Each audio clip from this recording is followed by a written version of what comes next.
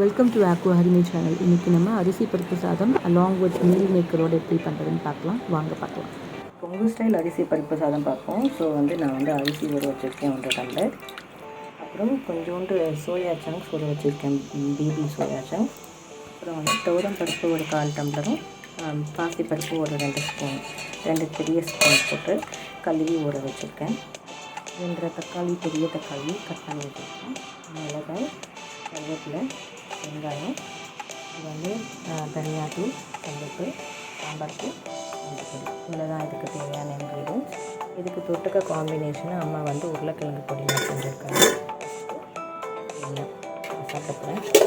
பார்த்திங்கன்னா ரிஃபைண்ட் ஆயிலில் விட கடலெண்ணெய் தான் ரொம்ப டேஸ்ட்டாக இருக்கும். ஸோ கடலெண்ணெய் விட்டுட்டு நம்ம சிறுஞ்சீரகம், பெருஞ்சீரகம், அப்புறம் கொஞ்சம் பட்டை, கிராம்பு வேண்டாம், பிரியாணி இலையை மட்டும் சேர்த்துட்டு அது ஃப்ரை ஆகி வந்த உடனே நம்ம ஆனியனும், பச்சை மிளகாயும், அப்புறம் கருவேப்பிலையும் சேர்த்து ஒரு வதக்கு வதக்கிக்கணும். இது எதுவுமே டீப்பாக ஃப்ரை ஆக வேண்டாம். ஒரு வதக்கு ஜஸ்ட்டு அந்த பச்சை வாசனை போகிறதுக்குள்ளேயே நீங்கள் மற்ற இன்க்ரீடியன்ஸ் சேர்த்துக்கலாம். ஏன்னா எல்லாமே சேர்ந்து குக்கரில் குக் ஆக போகிறதுனால.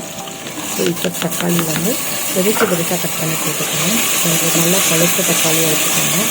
இதுவும் நீங்கள் சாப்பிட்டே பண்ண வேணும். ஜஸ்ட்டு போட்டு ஒரு கிண்டுக்குள்ளேயே நம்ம இதில் நம்ம சோயா சங்க்கு எல்லாமே சேர்த்துக்கலாம். இப்போ மஞ்சள் பொடி, கல்லுப்பு, அப்புறம் சாம்பார் தூள், கொஞ்சோண்டு மிளகாய்த்தூள், மிளகாய்த்தூள் நான் கடைசியாக ஒரு மிக்ஸ்க்காக போடுவேன். இதெல்லாம் போட்டுட்டு இந்த பச்சை வாசனை மட்டும் போகிற வரைக்கும் ஒரு கிண்டிட்டு இப்போ நம்ம டேரக்டாக இல்லை பருப்பு 2 பருப்பையும் ஊற வச்சுக்கணும். தண்ணியெல்லாம் வச்சுட்டு உள்ளே போட்டு ஒரு கலரிக்கணும்.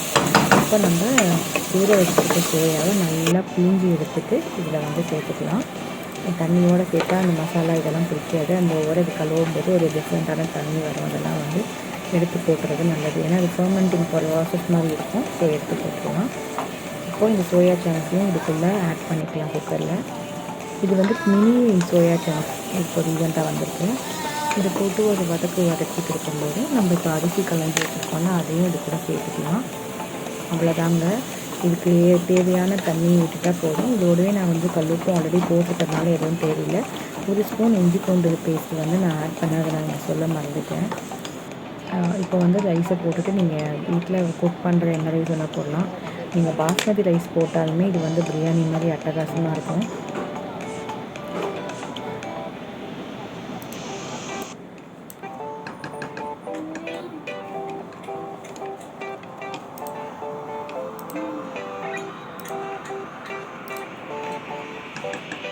ஒரு டம்ளர் அரிசிக்கு 3 டம்ளர் தண்ணி ஊற்றிருக்கேன். அதுக்கேற்ற மாதிரி தண்ணி ஆட் பண்ணிக்கிறேன். இந்த பருப்புக்கும் அரிசிக்கு ஈக்குவலான தண்ணி ஆட் பண்ணிக்கிறேன். ஸோ கிட்டத்தட்ட பார்த்திங்கன்னா 6 கிளாஸ் தண்ணி, அப்புறம் ஒரு 1/4 டம்ளர் எக்ஸ்ட்ரா விட்டுருக்கோம். இந்த மாதிரி நல்லா கொதி வந்ததுக்கப்புறம் நீங்கள் டேஸ்ட் பண்ணி பார்த்தீங்கன்னா கொஞ்சம் சால்ட்டியாக இருக்கணும். எப்போவுமே அரிசி பருப்பு சாதம் இந்த மாதிரி சாப்பாடுக்கு கொஞ்சம் சால்ட்டியாக இருந்தால் தான் நல்லாயிருக்கும். லைட்டாக டேங்கியாக இருக்கணும். இந்த டைமில் நான் கொஞ்சமாக கடலெண்ணெய் விட்டுக்கிறேன். அதுக்கப்புறம் பார்த்தீங்கன்னா மிளகாத்தூள் சும்மா ஒரு 1 ஸ்பூன் நம்ம தூள் எடுக்கிறேன். அது காரம் கம்மியாக இருக்கும். நார்மலாக ப்ரெஷர் குக் பண்ணிட்டு இப்போ பார்த்தீங்கன்னா ஜஸ்ட் 3 விசில் போடும். இந்த மாதிரி அப்புறம் சோயா சங்க்ஸ் போட்டு அரிசி பருப்பு சாதம், தக்காளி சாதம், தக்காளி பிரியாணி, இந்த பேச்சுலர் ரைஸ் எல்லாமே சொல்லிக்கலாம். எல்லாமே இருக்குது. இப்போ எடுத்து ஹாட் பிளேட்டில் கொட்டி கலக்கலாம். பார்த்தீங்கன்னா பாத்திரத்தில் அடி கூட பிடிக்காது. அப்படியே உதவி வந்துடும். நான் கொஞ்சம் மசியாக இருக்கிறதுனால தண்ணி கொஞ்சம் அதிகமாக ஆட் பண்ணியிருக்கேன். இப்போ இந்த கரண்டி போட்டு எடுத்து பிடிக்கிங்கன்னு வச்சுக்கோங்க. எல்லாமே குழம்பு விசிபிளில் பார்த்தீங்கன்னா ஆகிடும். ஸோ நான் அந்த மாதிரி ரொம்ப போட்டு கலரக்கூடாதுன்றதுக்காக சும்மா கொத்துனாப்பில் இந்த பக்கம் அந்த பக்கம் தடவி கொடுக்குறேன்.